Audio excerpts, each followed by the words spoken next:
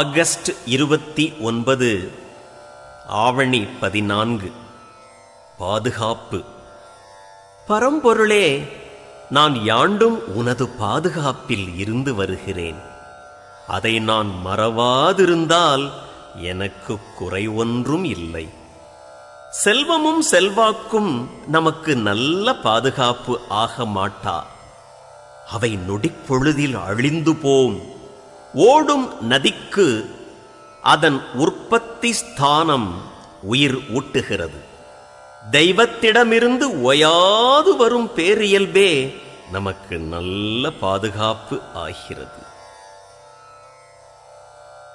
அத்தன் இருப்பிடத்தை ஆராய்ந்து பார்த்து நிதம் செத்த சவம்போல் திரிவது இனி எக்காலம். பத்திரகிரியார்.